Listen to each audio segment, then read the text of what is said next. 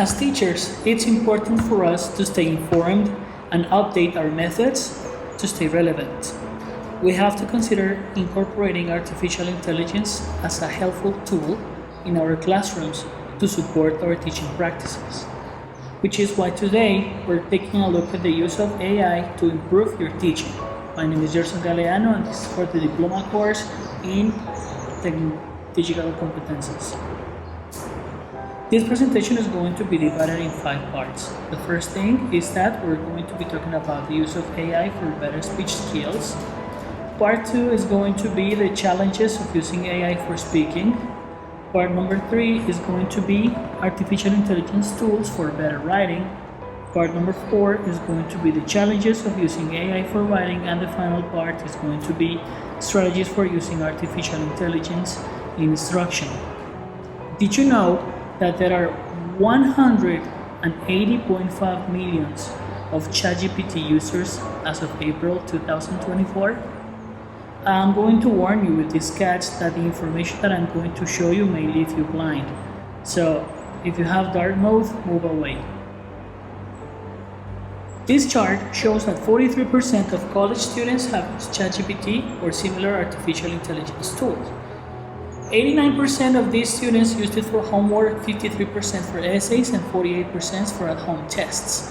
If you see the QR code, you can scan it from your phone, or you can wait until the end of this presentation where I can show you the links. 26% of K-12 teachers have caught a student cheating with ChatGPT. Now, how many teachers are using ChatGPT? As you can see here, 82% of university teachers are aware of ChatGPT. And 72% of college professors and 58% of K-12 express concern about the role of artificial intelligence in cheating. But I'm gonna be honest with you guys. I use ChatGPT, and here we can see that I'm not the only one. Some educators use it for writing prompts, for content delivery tasks, or for full lessons. I have to confess that paperwork here at the Academy is crazy when it comes to planners, protocols, and emails, so I use it as my co-pilot. Section 1 is going to be, as I said before, artificial intelligence for better speaking skills. In this section, we're going to look at how artificial intelligence can help with spoken communication, like giving personalized feedback on pronunciation and intonation, and I'm going to show you some cool tools like Speechace and Elsa. Right here. The first tool that I'm going to show you is called Elsa AI, and this one uses its own special speech recognition tech and draws from one of the biggest collections of different accents in the world. This new feature lets you use your voice, and I think it shows how useful and convenient artificial intelligence can be for learning languages. This second website right here is called Speechace. And this one uses patent-pending speech recognition artificial intelligence technology. This one can help identify pronunciation errors made by the student and offers instant feedback and tracking areas that may require improvement for the teacher. This next tool is called Pronunciator. It's a great tool that helps you learn 87 different languages. They have web pages, audio and video files, and also mobile apps to make learning fun and easy. These ones have explanations in 50 different languages, and the best of all is that if you are a member of one of the 1,500 libraries in the state and Canada that are subscribed to Pronunciator, you can access it for free. But of course, the reality is kind of different here. In any case, if you move to Texas, North Carolina, Louisiana, or Kansas, it's available statewide. The last tool that I'm going to show you is called Rhinospike, and this is a simple audio tool that focuses on developing your listening and pronunciation skills. And this one works as a type of language exchange. You submit audio recordings in your native language, and then you can receive an audio recording in the language of your choice. Second part is going to be the challenges of using artificial intelligence for speaking. And for this one, we have to know that although AI can be helpful, it doesn't quite have the human touch when it comes for understanding cultural differences and emotions, right? This one can also have opinions that need to be addressed to make sure the learning experience is fair. Section 3, AI tools for better writing. Short and easy. Grammarly, Pro Writing Aid, Turnitin, and Hemingway Editor are all awesome tools that use artificial intelligence to help with your writing. These ones can detect grammar mistakes, check for plagiarism, and make sure that your sentences sound and look, of course, better. We were recommended Grammarly by the teacher in the beginning of the Diploma Course. We're going to move on to the next section, section number 4, challenges of using artificial intelligence for writing. Artificial intelligence might not always appreciate creativity, and relying too much on artificial intelligence tools could complicate and affect negatively critical thinking skills. And it's also important to watch out for biases in AI grading systems. What I'm going to do now is that I'm going to share with you some interesting quotes that I read online. You are free to pause and read. So the first one that we have here, this quote breaks down ChatGPT, which, as we all know, is an AI tool that helps with writing stuff.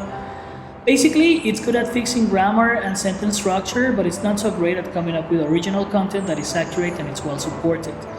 This quote is all about figuring out who would benefit most from using ChatGPT, and it seems like it's more useful for experienced writers who want to polish up their writing skills, rather than for newbies who need to be helped coming up with ideas, doing research, and organizing their thoughts. I think that this quote gives a fair assessment of ChatGPT, pointing out the good and the bad, and it doesn't totally trash the tool, but it does talk about where it falls short and where it might be helpful.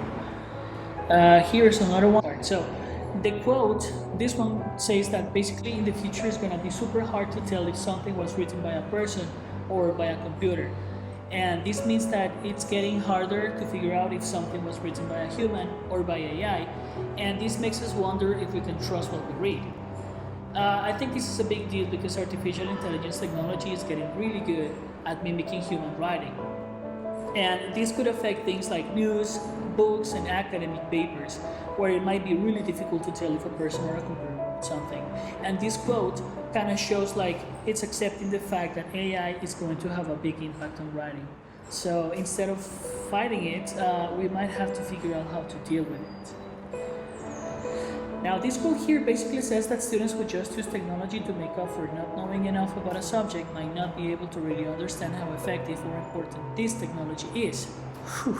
So it's like saying that if you don't really get how something works, using it as a crutch could stop you from being able to think critically and make your own judgments. The main point here is that students should do more than just rely on technology. I mean, they should really understand what they're learning about. And the quote suggests that students need a solid foundation of knowledge before they start counting on technology, so that they can develop their own critical thinking skills and be able to analyze information on their own.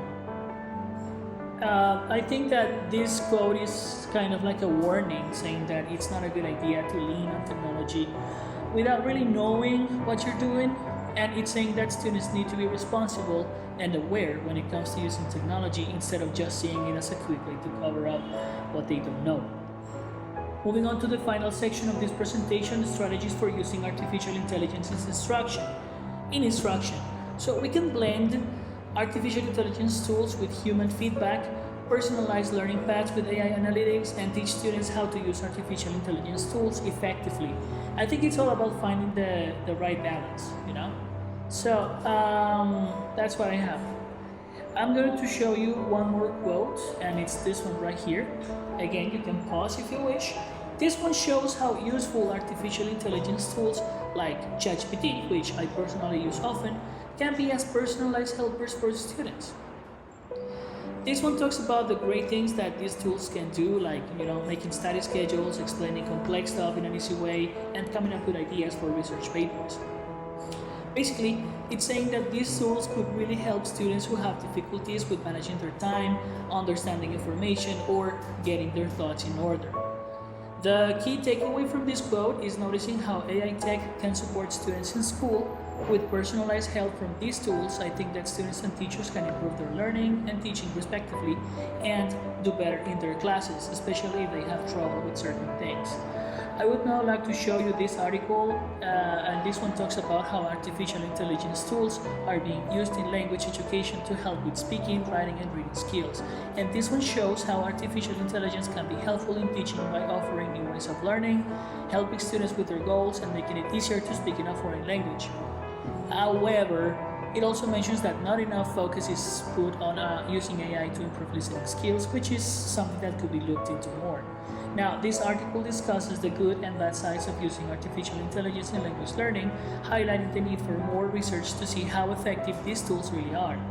And this one also mentions that traditional teaching methods are still widely used, and this one kind of hints that some people might not be ready to fully adapt artificial intelligence into their teaching. I think that this article is like it presents a balanced view of the pros and cons of using artificial intelligence in language education, and it recognizes the benefits of artificial intelligence tools while also pointing out the challenges they might face. And this encourages more research to fully understand how artificial intelligence can be used to improve language learning. You can scan the code to read the article, or you can take a look at the links that I'm going to put in the description. Now, a conclusion. I think it's important to look ahead to how artificial intelligence tools can solve student problems and teaching problems in general. And I think it's all about being hopeful and showing that these tools have the power to change the way that students learn and deal with challenges. These are the resources, and this is where I got the articles from. Thank you very much.